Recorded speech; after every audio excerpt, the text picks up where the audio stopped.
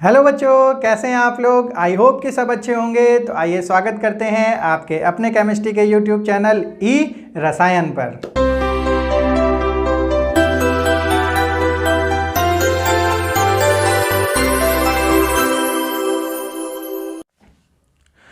आज के सेशन में बच्चों हम लोग डिस्कशन करने वाले हैं। जो हमारा टॉपिक है वो है बॉन्डिंग इन कार्बन एटम। तो आज हम लोग देखेंगे कि जो हमारा कार्बन एटम होता है वो दूसरे एटम्स के साथ किस तरीके से रिएक्शन देता है या किस तरीके की बॉन्डिंग बनाता है बच्चों।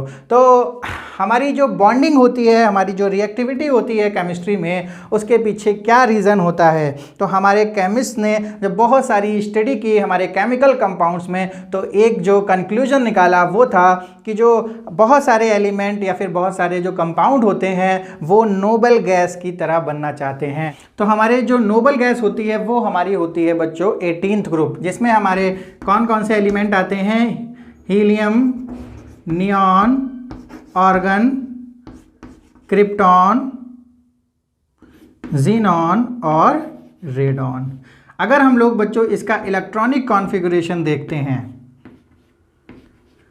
अच्छा इसकी प्रॉपर्टी क्या होती है बच्चों। ये जो हमारे नोबल गैस एलिमेंट होते हैं ये बहुत ही ऑलमोस्ट लगभग नेग्लिजिबल रिएक्शन देते हैं, या फिर ये हम लोग इनको इनर्ट गैसेस भी कहते हैं। इनर्ट गैसेस का मतलब होता है कि बच्चों ये क्या होते हैं, ये ऑलमोस्ट बिल्कुल ही ना के बराबर रिएक्शन देते हैं, यानी ये रिएक्ट नहीं करते हैं। तो ऐसी क्या कॉन्फ़िगरेशन है, ऐसी क्या प्रॉपर्टी है इन नोबल गैस में जो कि ये दूसरे एलिमेंट से या दूसरे एटम से रिएक्ट नहीं करते हैं। तो अगर हम लोग बच्चों इसका इलेक्ट्रॉनिक कॉन्फ़िगरेशन देखते हैं तो हमको एक सिमिलैरिटी मिलती है। तो बच्चों अगर हम लोग इन नोबल गैस, इन इनर्ट गैसेस की अगर हम लोग कॉन्फ़िगरेशन देखते हैं, इलेक्ट्रॉनिक कॉन्फ़िगरेशन देखते हैं, तो हमारी जो हीलियम है उसके लास्ट सेल में 2 इलेक्ट्रॉन है, और इसी तरीके से नियॉन के लास्ट सेल में हमारे 8 इलेक्ट्रॉन है, और सिमिलरली आर्गन, क्रिप्टॉन, ज़ीनॉन और रेडॉन के भी हमारी जो लास्ट सेल है, जो वैलेंस सेल है, उसमें 8 इलेक्ट्रॉन्स यहाँ पर फिल हैं। तो बच्चों क्या सिमिलैरिटी हमको देखने को मिली जब हमने इसका इलेक्ट्रॉनिक कॉन्फ़िगरेशन किया कि इसकी लास्ट सेल में हमारे 8 इलेक्ट्रॉन हैं केवल हीलियम को छोड़कर। तो यहाँ पर एक कंक्लूजन निकाला हमारे साइंटिस्ट ने या हमारे केमिस्ट लोगों ने कि जिसकी लास्ट सेल में 8 इलेक्ट्रॉन होते हैं वो जो कंपाउंड होते हैं या फिर एलिमेंट होते हैं वो रिएक्शन शो नहीं करते हैं, यानी वो स्टेबल होते हैं। तो कोई भी एलिमेंट या कोई भी एटम या कोई भी कंपाउंड स्टेबिलिटी को गेन करने के लिए अपनी लास्ट सेल में कितने इलेक्ट्रॉन रखना चाहता है बच्चों, वो अपनी लास्ट सेल में 8 इलेक्ट्रॉन रखना चाहता है। तो बच्चों किसी भी तरीके से हमारा जो अनस्टेबल एलिमेंट या अनस्टेबल कंपाउंड होगा वो अपनी लास्ट सेल में 8 इलेक्ट्रॉन को कंप्लीट करेगा। अच्छा कुछ केसेस में बच्चों यहाँ पर 2 इलेक्ट्रॉन भी मिलते हैं जिसको हम लोग बोलते हैं डुप्लेट। तो यहाँ पर जो थ्योरी निकल के आती है वो हमारी थ्योरी होती है थ्योरी ऑफ ऑक्टेट, या फिर कुछ केसेस में इसको बोलते हैं थ्योरी ऑफ डुप्लेट। तो बच्चों इस बेसिस पर हमारी जो केमिकल बॉन्डिंग होती है, हमारे जो एटम्स होते हैं, हमारे जो कंपाउंड्स होते हैं वो बॉन्डिंग शो करते हैं अपने जो लास्ट सेल में 8 इलेक्ट्रॉन को पूरा करने के लिए। तो आइए बच्चों देखते हैं किस तरीके से वो 8 इलेक्ट्रॉन को कंप्लीट करते हैं। तो बच्चों यहाँ पर हम लोग एक एग्जाम्पल या फिर एक स्टोरी की हेल्प लेंगे और इसको आसानी से समझ सकते हैं कि कैसे हमारे जो कंपाउंड या फिर एलिमेंट होते हैं वो अपने इलेक्ट्रॉन्स का गेन या फिर इलेक्ट्रॉन्स को लूज़ करते हैं। तो यहाँ पर हमारे 2 फ्रेंड हैं। एक हमारा जो फ्रेंड है उसका नाम क्या है, चिंटू, या फिर इसको मान लेते हैं चिंकी, ठीक है। और दूसरी फ्रेंड है यहाँ पर मिंकी। एक है हमारी चिंकी और ये है हमारी मिंकी। तो चिंकी और मिंकी जो है इनको लगी है बच्चों भूख, और यहाँ पर हमारा कैंटीन में जो समोसा है वो है हमारा 8 रुपए का। और इनके पास क्या है, चिंकी के पास हमारी रुपए हैं 9 रुपए, और हमारी जो मिंकी है उसके पास कितने हैं, 7 रुपए हैं। तो बच्चों अब ये जो कंडीशन है कि चिंकी और मिंकी के पास, एक के पास 9 रुपए और एक के पास 7 रुपए हैं, इनको भूख लगी है, इनको समोसा खाना है और समोसा है हमारा 8 रुपए का। तो यहाँ पर क्या कंडीशन होंगी, अपनी भूख को या फिर अपने को स्टेबल करने के लिए ये लोग क्या करेंगे, या भूख को शांत करने के लिए लोग क्या करेंगे, इस चिंकी तो समोसा खा सकती है पर मिंकी समोसा नहीं खा सकती है बच्चों, क्योंकि इसके पास 8 रुपए नहीं है। तो ये क्या करेगी, तो बच्चों मिंकी क्या बोलेगी चिंकी से कि भाई चिंकी, तुम्हारे पास 1 रुपया यहाँ पर फालतू है जिसका तुम कुछ नहीं कर पाओगी, क्योंकि कैंटीन में तो केवल समोसा ही मिलता है और समोसा है 8 रुपए का। अगर तुम ये 1 रुपया हमको दे दो तो हमारे पास भी यहाँ जो 1 रुपया है वो अगर इसको दे दे तो इसके पास भी कितने हो जाते हैं, 8 रुपये, और इसके पास भी कितने बचते हैं, 8 रुपये। तो वो जो 1 रुपये है वो चिंकी के लिए कोई काम का नहीं था, पर मिंकी के लिए वो 1 रुपये से उसे क्या मिल जा रहा है, यहाँ पर समोसा मिल जा रहा है। तो यहाँ पर ये जो 1 रुपया है वो इसको क्या कर देगा, डोनेट कर देगी। जो चिंकी है वो 1 रुपया इसको डोनेट कर देगी और ये दोनों क्या करेंगे, खुशी खुशी से एक एक समोसा लेके बच्चों अपने को, अपनी भूख को मिटा लेंगे, यानी अपने को स्टेबल कर लेंगे। तो बच्चों इस तरीके से इन्होंने क्या किया, इन्होंने 1 रुपये का डोनेशन किया और इसने 1 रुपये का क्या किया, एक्सेप्ट किया है। तो यहाँ पर इस तरीके के जो लेन देन होती है उसको डोनेशन और एक्सेप्टेंस कहते हैं। अगर हम लोग यही कंडीशन को दूसरी तरीके से देखते हैं, दूसरी कंडीशन क्या हो सकती है, अगर बच्चों इसके पास हैं 4 रुपये और मिंकी के पास भी हैं 4 रुपये, समोसा है 8 रुपये का, तो अब बताओ बच्चों क्या मिंकी इससे कहेगी कि अपने 4 रुपये इसको दे दे, या फिर चिंकी मांगेगी कि भाई मिंकी तुम हमको 4 रुपये दे दो, क्योंकि दोनों के पास 4-4 रुपये हैं, ना तो इसका काम चल रहा है ना तो इसका काम चल रहा है। तो फिर ये लोग क्या करेंगे, तो बच्चों जो चिंकी और मिंकी के पास केवल और केवल एक समाधान होता है कि ये लोग कहें कि आओ बहन हम लोग क्या करते हैं, हम लोग शेयरिंग कर लेते हैं। क्या करेंगे, 4-4 रुपये मिलाते हैं और एक समोसा लेके आएंगे और उसको क्या कर लेंगे, आधा आधा खा लेंगे। ठीक है, तो यहाँ पर 2 कंडीशन बच्चों चिंकी और मिंकी के बीच में आप लोगों ने देखी, और दोनों कंडीशन में जो रुपये का लेन देन हुआ वो 2 डिफरेंट टाइप से, एक में डोनेशन और एक्सेप्टेंस किया उन्होंने और एक में उन्होंने किया शेयरिंग ऑफ रुपीज़। तो इसी तरीके से बच्चों हमारे जो एलिमेंट्स होते हैं, कंपाउंड्स होते हैं, वो इलेक्ट्रॉन्स का लेन देन करते हैं या फिर शेयरिंग करते हैं और उसके बेस पर हम लोग टाइप्स ऑफ बॉन्डिंग पढ़ते हैं। तो आइए बच्चों देखते हैं कि कितने टाइप्स की बॉन्डिंग होती हैं। तो यहाँ पर बच्चों हमारे जो बॉन्डिंग होती है वो 2 टाइप की होती है। एक हमारी बॉन्डिंग होती है आयनिक बॉन्डिंग, या फिर इसको बोलते हैं इलेक्ट्रोवैलेंट बॉन्डिंग, इलेक्ट्रोवैलेंट बॉन्डिंग, और दूसरी टाइप की बॉन्डिंग को हम लोग बोलते हैं कोवैलेंट बॉन्डिंग। तो आयनिक बॉन्डिंग में क्या होता है बच्चों, इसमें इलेक्ट्रॉन की लेन देन होती है, यानी जो इसमें इलेक्ट्रॉन क्या किया जाता है, या तो गेन किया जाएगा आइदर, और इसमें क्या हो सकता है, इलेक्ट्रॉन लूज हो सकता है, यानी इलेक्ट्रॉन या तो गेन हो सकता है या तो इलेक्ट्रॉन लूज हो सकता है, और इसमें जो होते हैं वो आयंस फॉर्म होते हैं। इसी तरीके से जो हमारा कोवेलेंट बॉन्डिंग होती है उसमें शेयरिंग ऑफ इलेक्ट्रॉन होता है, शेयरिंग ऑफ इलेक्ट्रॉन होता है, ठीक है, और इसमें आयंस नहीं फॉर्म होते। तो 2 तरीके की बॉन्डिंग हमें यहाँ पर पढ़नी है, एक हमारी आयनिक बॉन्डिंग होती है और एक कोवेलेंट बॉन्डिंग होती है। तो बच्चों यहाँ पर एक और तरीके की बॉन्डिंग भी होती है जिसे हम लोग कोऑर्डिनेट बॉन्ड कहते हैं, जो अभी आपके सिलेबस में नहीं है बच्चों। जब आप लोग 11th क्लास में आओगे तब आप लोगों को डिटेल में कोऑर्डिनेट बॉन्डिंग के बारे में बताया जाएगा। तो यहाँ पर बच्चों आप लोग इतना जरूर जान सकते हैं कि जो कोऑर्डिनेट बॉन्डिंग होती है वो एक तरीके की कोवेलेंट बॉन्डिंग ही होती है। तो यहाँ पर हम लोग केवल 2 बॉन्डिंग यहाँ देखते हैं, कोवेलेंट और आयनिक बॉन्डिंग। लेकिन बच्चों इस चैप्टर में हम लोग बात कर रहे हैं कार्बन की, तो हम लोग केवल बॉन्डिंग की बात करेंगे जो कि कार्बन में होती है। तो कार्बन में हमारी कौन सी बॉन्डिंग होती है, आयनिक बॉन्डिंग होती है या फिर कोवेलेंट बॉन्डिंग होती है। आइए बच्चों हम लोग देखते हैं कार्बन के बारे में। कार्बन का बच्चों एटॉमिक नंबर होता है यहाँ पर 6 और इलेक्ट्रॉनिक कॉन्फ़िगरेशन होता है 2,4। अब इसकी पहली शेल में इलेक्ट्रॉन है 2 और दूसरी शेल में इलेक्ट्रॉन है 4, और इस तरीके से भी हम लोग यहाँ पर बना सकते हैं कि ये हमारा न्यूक्लियस है, न्यूक्लियस में 6 प्रोटॉन है और 6 न्यूट्रॉन है यहाँ पर, और ये इसकी फर्स्ट सेल है और ये इसकी सेकेंड सेल है। फर्स्ट सेल में बच्चों कितने इलेक्ट्रॉन है, 2 इलेक्ट्रॉन, और दूसरी सेल में कितने इलेक्ट्रॉन हैं? 4 इलेक्ट्रॉन हैं। तो इस तरीके से हमारा कार्बन का यहाँ पर रिप्रेजेंटेशन हो सकता है एटम का। तो अब ये क्या करेगा, इसकी लास्ट सेल में 8 इलेक्ट्रॉन नहीं है, तो रूल ऑफ ऑक्टेट के अकॉर्डिंग ये अपने लास्ट सेल में 8 इलेक्ट्रॉन कंप्लीट करना चाहता है। तो ये क्या कर सकता है, सबसे पहले बच्चों देखते हैं कि ये या तो 4 इलेक्ट्रॉन ये गेन कर ले। अगर ये 4 इलेक्ट्रॉन गेन कर लेता है तो टोटल इसके इलेक्ट्रॉन हो जाएंगे 8, और रूल ऑफ ऑक्टेट के अकॉर्डिंग ये हो जाएगा स्टेबल। तो अगर ये 4 इलेक्ट्रॉन गेन कर लेता है तो क्या प्रॉब्लम आएगी? अगर ये 4 इलेक्ट्रॉन बच्चों गेन करता है तो यहाँ पर टोटल इलेक्ट्रॉन कितने हो जाएंगे? 1 2 3 4 5 6 7 8 9 और 10। तो जो 10 इलेक्ट्रॉन्स हैं,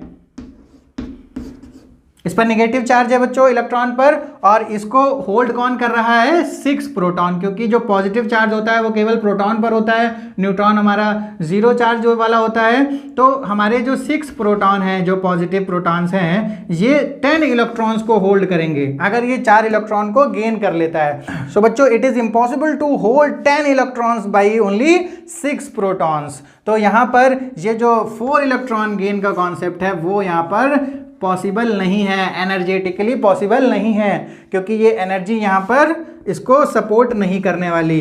तो हम लोग दूसरा ऑप्शन देखते हैं। अगर ये 4 इलेक्ट्रॉन को लूज कर दे, अगर ये 4 इलेक्ट्रॉन को क्या कर दे बच्चों? लूज कर दे, लॉस कर दे, तो यहाँ पर क्या हो सकता है? ये केवल 2 इलेक्ट्रॉन बचेंगे यहाँ पर, और डुप्लेट की थ्योरी के अकॉर्डिंग भी ये क्या हो सकता है? स्टेबल हो सकता है। लेकिन बच्चों क्या होगा अगर ये 4 इलेक्ट्रॉन लूज कर देता है?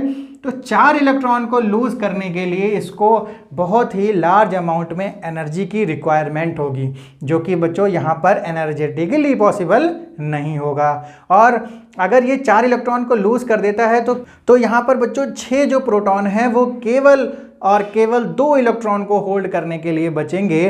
तो ये बच्चों एनर्जेटिकली ये चीज़ भी पॉसिबल नहीं है। तो यहाँ पर हम लोगों ने देखा ना तो गेन पॉसिबल है, ना ही लॉस ऑफ इलेक्ट्रॉन यहाँ पर पॉसिबल था। तो तीसरी कंडीशन बनती है कि ये जो 4 इलेक्ट्रॉन की शेयरिंग कर सकता है, 4 इलेक्ट्रॉन की शेयरिंग कर सकता है। तो बच्चों अगर ये 4 इलेक्ट्रॉन की शेयरिंग करता है तो ये अपने आप को स्टेबल भी बना पाएगा, और ये होगा इसके लिए एनर्जेटिकली फिजिबल, यानी एनर्जेटिकली पॉसिबल भी होगा। तो यहाँ पर ये 4 इलेक्ट्रॉन की शेयरिंग करता है कार्बन। तो हमारा जो बॉन्डिंग इन कार्बन एटम होता है वो कौन सी बॉन्डिंग होती है? वो होती है बच्चों यहाँ पर कोवैलेंट बॉन्डिंग। कोवैलेंट बॉन्डिंग होती है हमारी कार्बन एटम में, जिसमें जो इलेक्ट्रॉन होते हैं वो शेयर्ड होते हैं, यानी शेयरिंग ऑफ इलेक्ट्रॉन शो करता है कार्बन हमारा।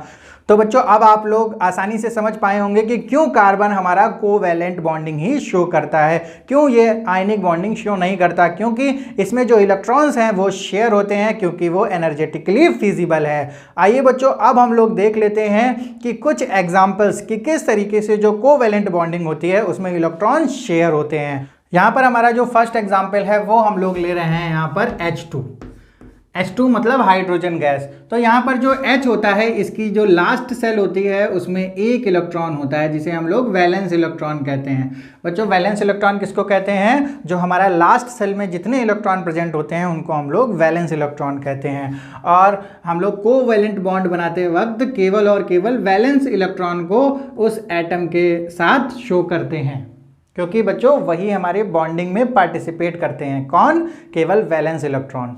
तो हमारे H में तो केवल 1 इलेक्ट्रॉन होता है, तो वही हमारा वैलेंस इलेक्ट्रॉन हो गया। तो इसको कंप्लीट होने के लिए यहाँ पर कितने इलेक्ट्रॉन और चाहिए हैं? इसको 1 इलेक्ट्रॉन और चाहिए होता है 2 इलेक्ट्रॉन बनाने के लिए।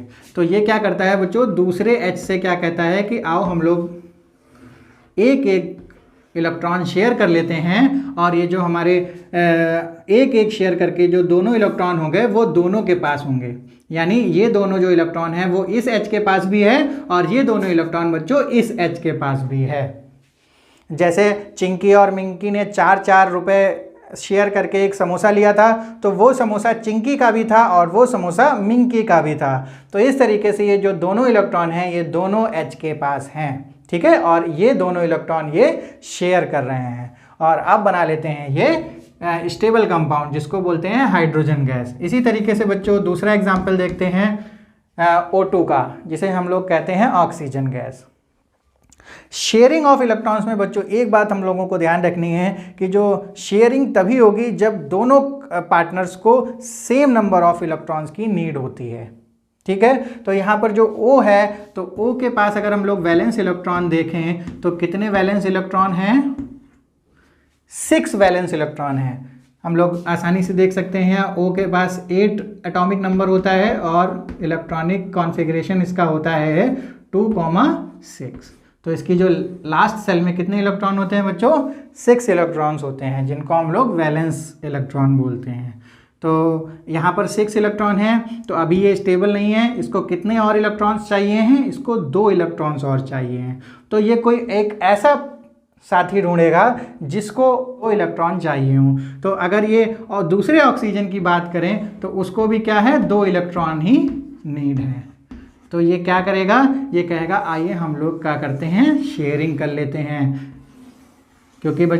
क्योंकि तुमको भी 2 इलेक्ट्रॉन चाहिए हैं और हमको भी 2 इलेक्ट्रॉन चाहिए हैं। तो ये जो 4 इलेक्ट्रॉन हैं, ये चारों इलेक्ट्रॉन इस ऑक्सीजन के भी हैं और ये चारों इलेक्ट्रॉन इस ऑक्सीजन के भी हैं। तो अगर हम लोग काउंट करते हैं तो दोनों के पास 8-8 इलेक्ट्रॉन यहाँ पर हो जाते हैं। 1 2 3 4 5 6 और 7 8। इसी तरीके से इसके 6 ये और 2 8, तो 8 इलेक्ट्रॉन इनके कंप्लीट हो जाते हैं और ये क्या बना लेते हैं? ऑक्सीजन गैस बना लेते हैं बच्चों। इसी तरीके से हमारा जो नाइट्रोजन होता है, हमारा जो नाइट्रोजन गैस होती है, उसके पास भी कितने इलेक्ट्रॉन होते हैं वैलेंस? उसके पास भी 5, टोटल उसके पास 7 इलेक्ट्रॉन होते हैं, लेकिन जो वैलेंस हैं लास्ट सेल में है वो 5 होते हैं। तो इसको अभी 8 इलेक्ट्रॉन बनाने के लिए कितने इलेक्ट्रॉन और चाहिए हैं? इसको 3 इलेक्ट्रॉन और चाहिए हैं। तो ये भी दूसरे एन से ही शेयरिंग कर सकता है जैसे ऑक्सीजन ने की थी। तो इनके पास भी कितने कितने इलेक्ट्रॉन हो जाते हैं? 8-8 इलेक्ट्रॉन हो जाते हैं। ये सारे जो हमारे कंपाउंड हैं ये कोवैलेंट बॉन्डिंग शो करते हैं और ये जो स्ट्रक्चर है बच्चों इनको कहते हैं लुईस डॉट स्ट्रक्चर। ये लुईस ने क्या बताया कि जो हमारा एटम है उसके ऊपर वैलेंस इलेक्ट्रॉन को शो करके इस तरीके से जब डिज़ाइन बनाई जाती है तो इसको बोला जाता है लुईस डॉट स्ट्रक्चर। तो हम लोग इस लुईस डॉट स्ट्रक्चर की हेल्प से इजीली हम लोग कोवैलेंट बॉन्डिंग को समझ सकते हैं बच्चों। तो यहाँ पर आप लोगों ने देखा कि जो हमारा H था वो सिंगल बॉन्ड बना रहा था। सिंगल बॉन्ड बनाने का मतलब है एक इलेक्ट्रॉन की शेयरिंग हो रही थी। O हमारा क्या कर रहा था? डबल बॉन्ड, दैट मीन्स यहाँ पर 2 इलेक्ट्रॉन की शेयरिंग हो रही है और यहाँ पर जो N है वो यहाँ पर 3 इलेक्ट्रॉन की शेयरिंग कर रहा है, इसलिए यहाँ पर कौन सा बॉन्ड बन रहा है? ट्रिपल बॉन्ड बनता है। तो अभी हम लोगों ने कार्बन के केस में कोवैलेंट बॉन्डिंग नहीं देखी बच्चों। अब हम लोग देखते हैं कि कार्बन किस तरीके से कोवैलेंट बॉन्डिंग फॉर्म करता है।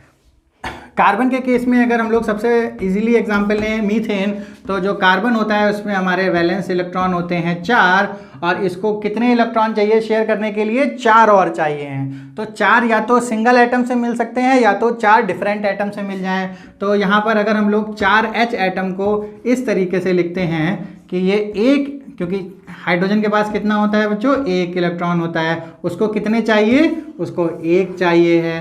तो ये सारे जो H होते हैं वो 1 इलेक्ट्रॉन शेयर कर लेते हैं। तो इन्होंने क्या किया? 1 इलेक्ट्रॉन शेयर किए, तो कार्बन भी इनसे क्या करेगा? 1 इलेक्ट्रॉन को शेयर करेगा और टोटल इलेक्ट्रॉन कितने बना लेगा? 8। तो 1 2 3 4 5 6 7 8। तो ये कार्बन एटम के पास 8 इलेक्ट्रॉन आ जाते हैं और इन सभी हाइड्रोजन के पास कितने इलेक्ट्रॉन हो जाते हैं बच्चों?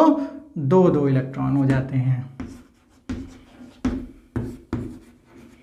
तो इस तरीके से हाइड्रोजन और कार्बन ने अपना स्टेबिलिटी को गेन कर लिया। कार्बन ने 8 इलेक्ट्रॉन पूरे कर लिए हैं और हाइड्रोजन ने 2 इलेक्ट्रॉन पूरे कर लिए हैं और ये बनाता है CH4 और इसको हम लोग इस तरीके से भी शो कर सकते हैं बच्चों सिंगल बॉन्डिंग से।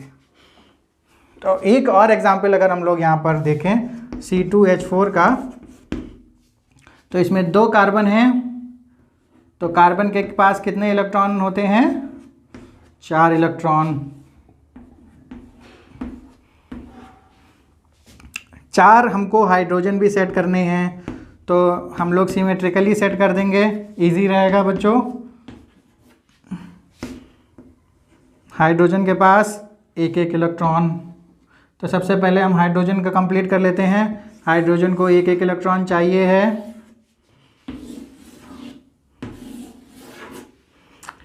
तो यहाँ पर हो गया, हाइड्रोजन के कंप्लीट हो गए हैं 2-2 इलेक्ट्रॉन। अब इस कार्बन को चाहिए 8 इलेक्ट्रॉन। तो बच्चों इसने, हाइड्रोजन ने एक एक इलेक्ट्रॉन इससे लिया है, तो ये भी हाइड्रोजन से एक एक इलेक्ट्रॉन लेगा, और इसने भी हाइड्रोजन से लिया है तो ये भी हाइड्रोजन से एक एक इलेक्ट्रॉन लेगा। लेकिन तब भी बच्चों इसके पास कितने इलेक्ट्रॉन हो रहे हैं? 1 2 3 4 और 5 6, 2 इलेक्ट्रॉन और बचे हुए हैं, तो 2 इलेक्ट्रॉन ये दूसरे कार्बन से कंप्लीट कर लेगा। इसी तरीके से ये भी 6 हो रहे हैं और ये भी 2 इलेक्ट्रॉन इससे कंप्लीट कर लेगा।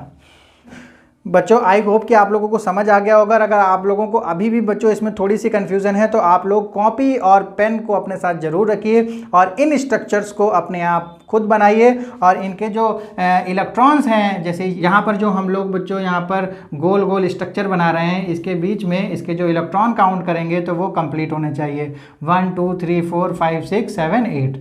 तो इसमें भी 8 इलेक्ट्रॉन हैं और इसमें भी 8 इलेक्ट्रॉन हैं, और बाकी जो ये H हैं इनके सबके पास 2-2 इलेक्ट्रॉन हैं। तो अगर इसको हम लोग यहाँ पर बनाते हैं तो इस तरीके से हमारा ये कंपाउंड बनता है। तो बच्चों कार्बन अपने को कंप्लीट करने के लिए, अपने स्टेबल बनाने के लिए क्या करता है? शेयरिंग ऑफ इलेक्ट्रॉन शो करता है।